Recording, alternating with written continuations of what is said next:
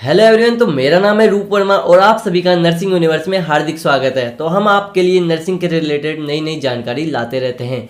तो आज ही एक नई जानकारी निकल के आई है और मतलब बहुत दिनों से रिक्वायरमेंट थी कि स्कॉलरशिप के ऊपर वीडियो बनाई जाए। हमारा जो सेकंड चैनल है या फर्स्ट चैनल जो है उसके ऊपर कई सारे कमेंट आ चुके हैं। तो अभी तो विशाल भैया है वो बूंदी के लिए निकल चुके हैं, उनकी गवर्नमेंट कॉलेज है तो उनका पढ़ाई स्टार्ट होने वाली है। तो मैं यहाँ पे जयपुर में हूँ, वो वहाँ पे बूंदी में है।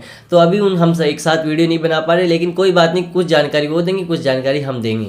तो हमारा चैनल एक साथ ही है। तो हम स्कॉलरशिप के बारे में कुछ जानकारी आपको देना चाहते हैं कि आज की स्कॉलरशिप किन्हें मिलेगी, क्या ओबीसी जनरल वालों को भी स्कॉलरशिप मिल सकती है। और हाँ, मैं एक तरीका बताऊंगा जिससे ओबीसी जनरल वालों को भी स्कॉलरशिप मिलेगी। तो भाई साहब आप हमारे साथ वीडियो के एंड तक जुड़े रहिए। तो सबसे पहले बात करते हैं कि स्कॉलरशिप किसको मिल सकती है। तो भाई साहब स्कॉलरशिप जनरल को भी मिल सकती है, एससी एसटी ओबीसी सबको मिल सकती है। लेकिन एक कैटेगरी होती है कि स्कॉलरशिप किस कैटेगरी में लेना चाहते हो। स्कॉलरशिप कई प्रकार की होती है। एक तो सीएम स्कॉलरशिप जो मतलब मुख्यमंत्री द्वारा दी जाती है, और सेकंड स्कॉलरशिप है जो भी मतलब समाज कल्याण द्वारा जो एससी या एसटी को मिलती है। तो इसके बारे में हम जानकारी प्राप्त करेंगे, इसके बारे में आपको कुछ अपडेट देने वाला हूँ। तो सबसे पहले बात करते हैं सीएम स्कॉलरशिप, ये किसको मिलेगी। तो पहली बात तो ये है कि ये सबको मिलेगी। तो इसके लिए आपको एससी ओबीसी कोई कैटेगरी हो सबको मिल जाएगी। एससी ओबीसी जनरल कोई भी कैटेगरी हो सबको मिल सकती है। तो इसके लिए लास्ट डेट कब है। तो भाई साहब अभी के हिसाब से देखा जाए तो आपकी स्क्रीन पे भी आ रहा होगा और मैं डिस्क्रिप्शन में भी देता हूँ कि 15 तारीख तक लास्ट डेट है इसकी। तो आप जो भी 15 तारीख तक भरवा दो। आखिरकार डेट बढ़ती रहती है, इसकी भी बढ़ जाएगी, पर मैं कह नहीं सकता कि कंफर्मेबली बढ़ ही जाएगी। तो इसलिए आपको अगर मिल चुकी है स्लिप तो आप स्कॉलरशिप का फॉर्म भर सकते हो। और आपको बोलता हूँ कि कितने पैसे मिलेगी। जो सीएम वाली है, ध्यान देना, जो सीएम स्कॉलरशिप है, जो समाज कल्याण वाली नहीं है, सीएम वाली जो स्कॉलरशिप है उस पर केवल आपको 5,000 रुपये मिलेंगे। मतलब फर्स्ट हर ईयर 5,000 रुपये मिलेंगे। उसकी भी कुछ कंडीशन है। कंडीशन ये है कि फर्स्ट कंडीशन तो ये होनी चाहिए कि आप 12th में 60% से पास हुए हो। क्या हुआ हो, 12th में 60% से पास हो। फर्स्ट ईयर में भी 60% से ऊपर ज़्यादा नंबर आओगे तभी आपको सेकंड ईयर की स्कॉलरशिप मिलेगी। फर्स्ट ईयर की तो मिल जाएगी, लेकिन सेकंड जो ईयर की है उसकी तभी मिलेगी जब आप फर्स्ट ईयर में 60% प्राप्त करोगे। अच्छा, तो अगली और जानकारी आपको दे देता हूँ कि अगर आपके पास अकाउंट नहीं है तो आपकी स्कॉलरशिप कहाँ जाएगी। तो आपकी स्कॉलरशिप जो जन आधार में जो आपके मुखिया का अकाउंट लिंक है उसके में चली जाएगी। तीसरी बात यह है कि स्कॉलरशिप मिलेगी वो सबको मिलेगी। ये आपको बता देता हूँ, जो सीएम वाली है वो सबको मिलेगी, कोई भी भर देना। और भाई साहब देखो 5,000 मिल रहे हैं तो उसको भी लेना चाहिए हमें। मतलब थोड़ी सी मेहनत लगेगी पर 5,000 मिल रहे हैं। अगर आपके डॉक्यूमेंट्स कंप्लीट है तो आप ले लो।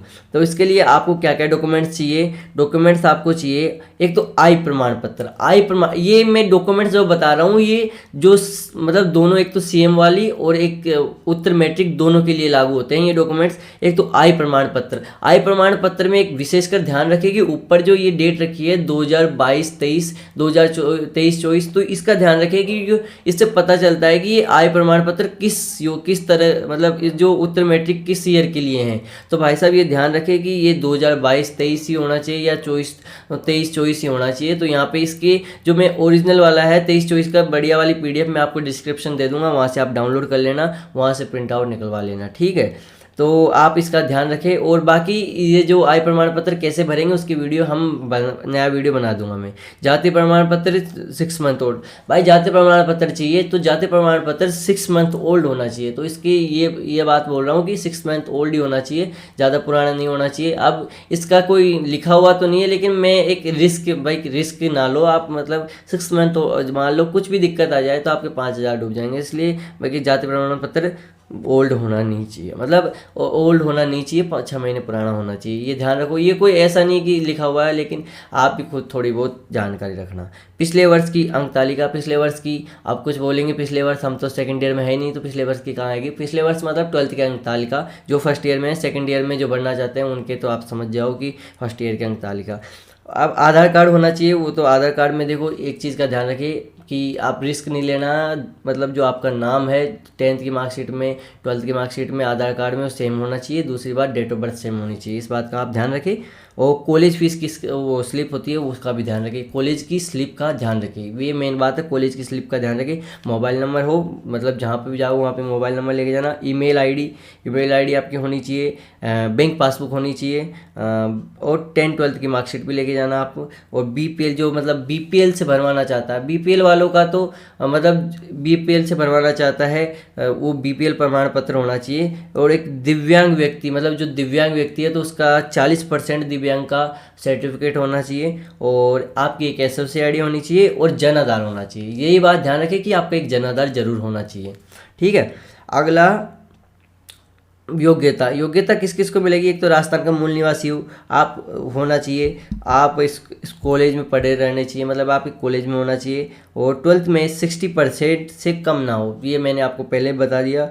और आपकी वार्षिक आय 2,50,000 से ज़्यादा नहीं होनी चाहिए, और स्कॉलरशिप ना ले रखा हो, मतलब पहले भी कहाँ से डुबकी लगा रखी हो, वो स्कॉलरशिप ले ली, दूसरी ले ली, तो दोनों ही ख़राब हो जाएगी। तो एक स्कॉलरशिप ले रखी हो, और ये भी है कि कॉलेज में पढ़ता हो, मैं कि कॉलेज में भी ना पढ़ रहा हो और फिर स्कॉलरशिप ले लो, तो ये होना चाहिए कि कोई दूसरी कॉलेज की स्कॉलरशिप ना ले रखी हो, ये बात का ध्यान रखें।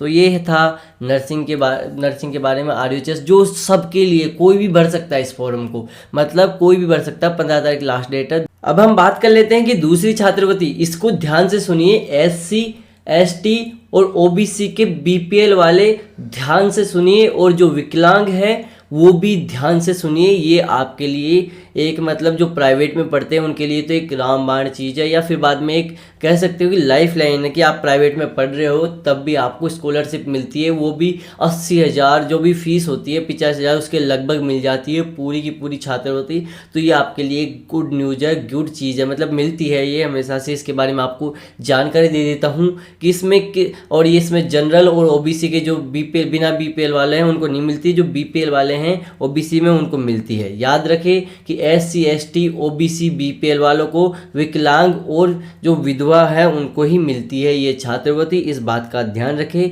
और उसके बाद में इसमें क्या क्या चाहिए, चीज़ चाहिए, इसमें सेम चीज़ चाहिए, डॉक्यूमेंट्स जो पिछले वाली में थे वो सेम चाहिए थे, मतलब अगर जो SC ST में है उसमें दो तीन चीज़ें काट लो, कि जैसे कि आपको बता देता हूँ, जो SC ST में है उनको आपको एक चीज़ नहीं लेके जानी, जैसे BPL प्रमाण पत्र की आवश्यकता नहीं है, दिव्यांग व्यक्ति है उसकी आवश्यकता नहीं है, इन चीज़ों की आवश्यकता नहीं है। बाकी सारे डॉक्यूमेंट्स जो पिछले वाली छात्रवृत्ति में थे वो के वो चाहिए, और सारी बातों का उनका ध्यान रखना है। नाम का विशेषकर ध्यान रखना है, सब डॉक्यूमेंट्स में नाम सेम हो, नाम अलग हो गया तो छात्रवृत्ति नहीं मिलेगी, मतलब मिल भी जाएगी लेकिन कहीं पे भी अटक जाएगी, तो आपके फालतू में 50,000 का लॉस हो जाएगा।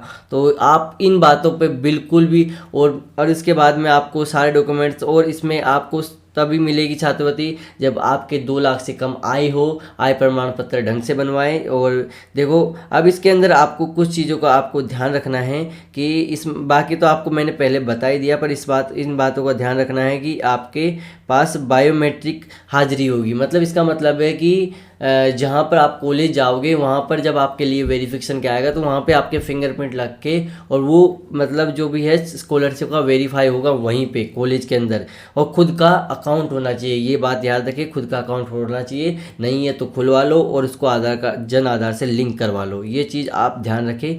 विकलांग का ये है कि 40% से ज़्यादा होना चाहिए। और SSO ID से फॉर्म भरे, देखो ये फॉर्म है, दोनों के दोनों SSO ID से भरे जाएंगे, आप SSO ID बनवा लो। अगर आपको नहीं आती है तो मैं आपको कल वीडियो बना के आपको SSO ID बनाना सिखा दूंगा, और दूसरा फॉर्म भरना भी सिखा दूंगा, दोनों चीज़ बता दूंगा। और दूसरी बात है बजट, अब देखो तीसरी बात ये है कि अभी नया बजट आया है तो स्कॉलरशिप में भी कोई दिक्कत नहीं आएगी, अभी बजट पास हुआ है, तो ये आपके लिए एक अच्छी बात है। और SSO ID से वही मित्र पे जाओ, एक अच्छे मित्र पे जाओ जहाँ पर आप वैलिड, मतलब आप उस पर विश्वास कर सकते हो। फॉर्म को खुद देख के भरवाओ, खुद आपके सामने भरवाओ, इस बात का ध्यान रखो कि ऐसा नहीं कि आप बोल दिए डॉक्यूमेंट्स दे दिए कि आप भर दीजिए, आप खुद देख के भरवाओ। और देखो अब मैं बोलना चाहता हूँ कि रिस्क नहीं लेना है आपको, मतलब फर्स्ट ईयर में सेकंड ईयर की स्कॉलरशिप चाहिए तो 60% से ऊपर बनाना होगा। तो इसके लिए मैं आपको एक एडवाइस देना चाहता हूँ कि कॉलेज तो पढ़ रहे हो, साथ में एक 990 का एक मैं नाम तो नहीं लेना चाहूँगा क्योंकि, पर एक यूट्यूब चैनल है एक बढ़िया नर्सिंग के रिलेटेड, और उनका ऐप है, वहाँ पे 990 का एक कोर्स आता है फर्स्ट ईयर का, तो वो ले लीजिए। अब आप समझदार हो कि मैं किसकी बात कर रहा हूँ। तो बाकी तो सब यही है स्कॉलरशिप के बारे में जानकारी।